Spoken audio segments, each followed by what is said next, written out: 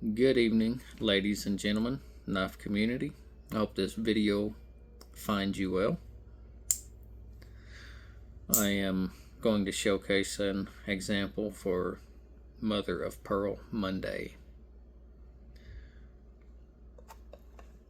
And this one is pretty neat, as I try to make all of my examples pretty neat.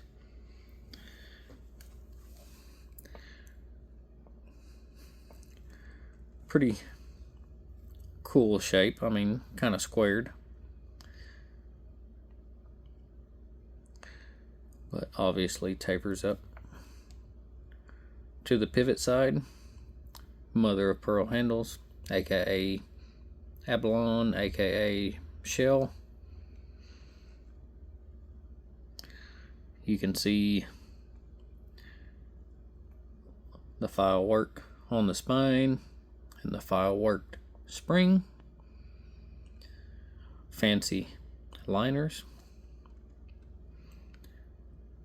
Pretty neat bell. And you might notice the crosses in the back spring. Usually a good indicator of a Sheffield made knife.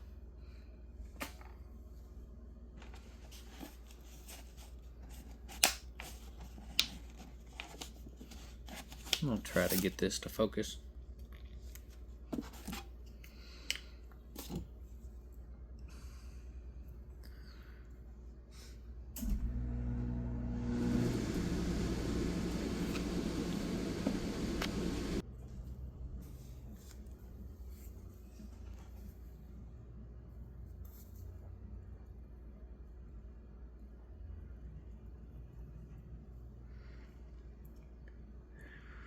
This side only reads stainless, and this side says Ibberson, made in England. Now this little gentleman's knife, this little beaut, is a George Ibberson, and Ibberson is one of the Sheffield firms that has a lot of history.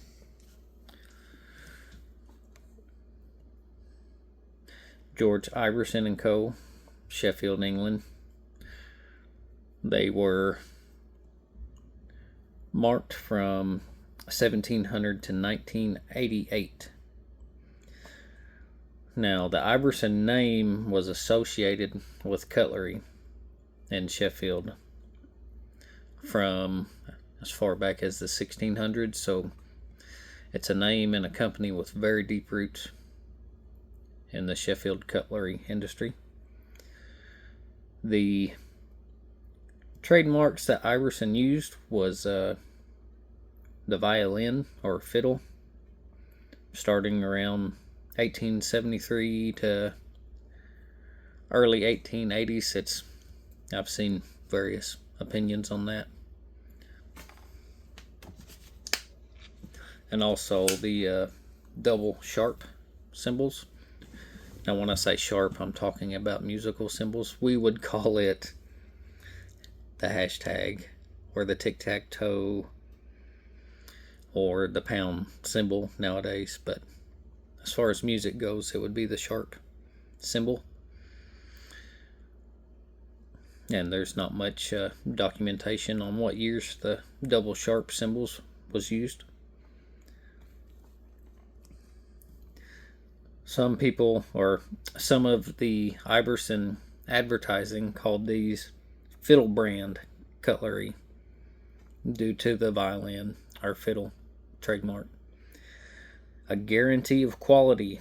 Makers of table cutlery, pocket knives, silver and electroplated ware, and razors, and there are examples of fixed blades and buoys. I happen to have 3 of these Ibberson knives, and this example for Mother of Pearl on a Monday. Now, there is one of these on eBay right now for an asinine price. And he's stating that the file work was done in the 70s by Stan Shaw.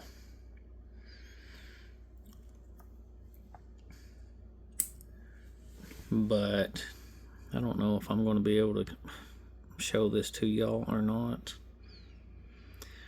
Inside of this liner,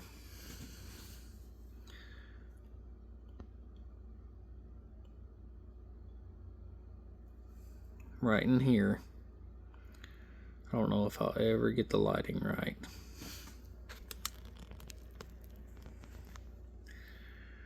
You can see SS 57. From what I've gathered, that stands for stainless steel, which we see the stainless mark, and manufactured in 1957. So that doesn't conclude or add up to the statements about the one like this for sale on eBay. This, I'm pretty sure that's how this knife dates, as 1957. I could be wrong on that.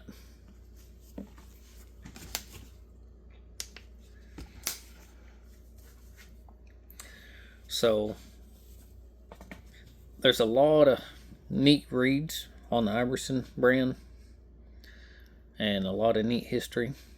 If y'all have one or are interested in one, I highly recommend y'all read up on it. And there's even some cinema tied to the Ibberson factory and the Cutler's Hall of Fame. But anyway, if that's something y'all are into.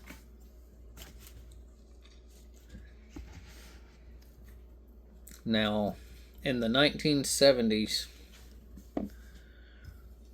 the Ibberson Company was, or by the end of the 50s, kind of the time this knife come out, the Ibberson Company was in decline. And by the 1970s, they were a very limited company. They were producing very little. And in 88, to be specific, they were taken over by British Siphon Industries. Later, they were bought out by the Eggington Group. And the Eggington Group is still in business today and owns multiple trademarks, such as Ibberson and Will Rogers, and a couple other very well-known Sheffield Cutler's trademarks, and they're still making knives under those trademarks today.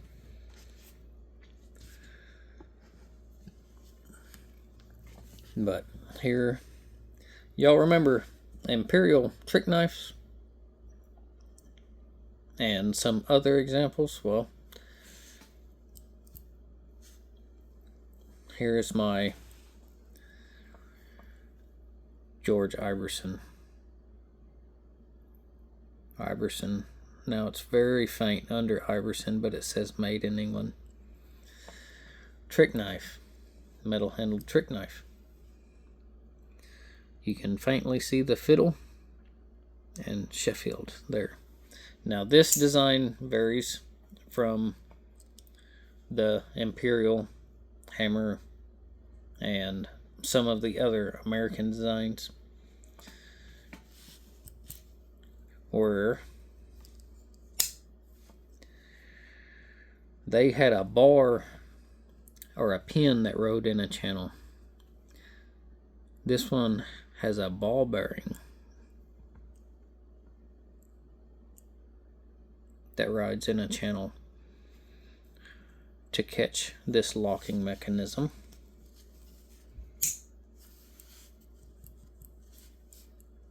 And when that ball bearing falls into that hook, the trick knife locks. Pretty interesting. And this is my other example of an Ibberson. And I'm guessing this was from towards the end of Ibberson Company, around the time where British Siphon Industries took them over. G. Ibberson & Co. Sheffield, UK stainless.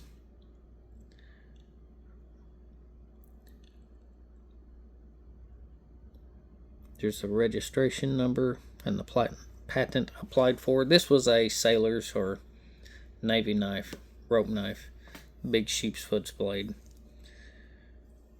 bright orange handle, lanyard hole.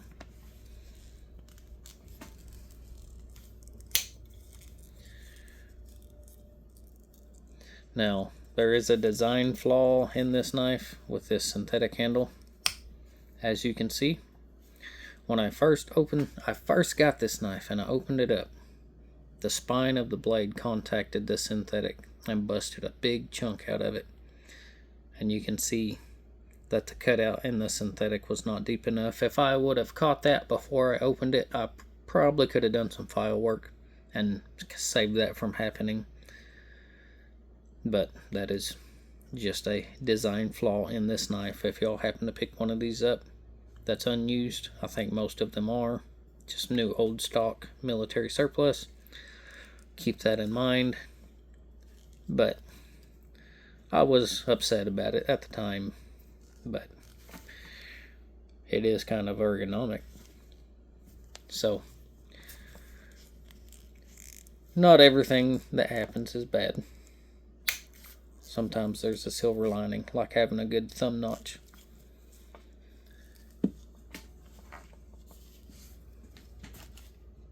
But anyways, guys, here's some examples from my collection of some Ibberson knives, with this little beaut right here being our star of the show for Mother of Pearl Monday.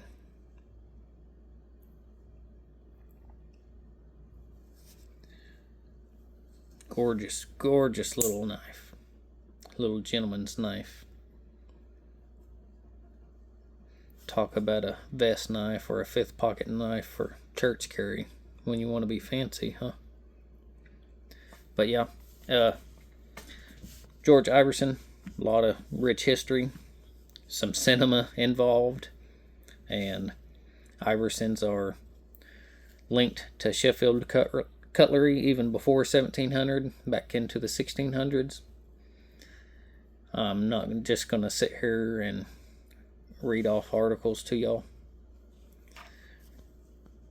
If y'all are into that kind of thing like I am, y'all will get a kick out of it. Y'all do a little research on them.